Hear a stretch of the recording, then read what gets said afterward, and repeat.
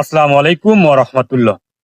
কষ্টদায়ক কোনো বিষয় শুনেও সহিহ বুখারী ৭৩৭৮, মিশকাত হাদিস নাম্বার ২৩। আবু মুসা আশআরী রাদিয়াল্লাহু তাআলা আনহু হতে বর্ণিত রাসূল সাল্লাল্লাহু আলাইহি ওয়াসাল্লাম বলেছেন যে কষ্টদায়ক কোনো জিনিস শুনেও এটা সবুর করার শুধুমাত্র কেবলমাত্র আল্লাহ সবুর করতে পারে। কেন? আল্লাহর এত ক্ষমতা থাকা সত্ত্বেও মানুষ মানুষজন লোকজন বলে থাকে যে আল্লাহর সন্তান আছে।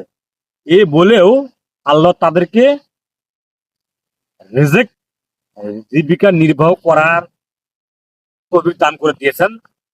তাদের উপরে কোনো প্রতিশোধ নিচ্ছেন না। আমি আপনাকে বলতে চাচ্ছিলাম যে কষ্ট জিনিস শুনেও সবুর করার একমাত্র ক্ষমতা আল্লাহর ছাড়া আর কারো নাই। তাকে আমরা বলি যে আল্লাহর সন্তান আছে, এরপরেও আল্লাহ তাদেরকে রিজিক দেন, জীবিকা নির্বাহ করার তৌফিক দেন। আল্লাহর চাইতে ক্ষমতা আর কারো পৃথিবীতে নাই। অতএব আমি আপনাকে বলতে চাচ্ছিলাম হাদিস দ্বারা, কাছের এবং দূরের দেশ এবং প্রবাস থেকে যারা আমাদের ভিডিও নিয়মিত দেখেন, যে কষ্টর কথা শুনেও ধৈর্য ধরার, সবুর করার একমাত্র ক্ষমতা আল্লাহরই আসার কারণে।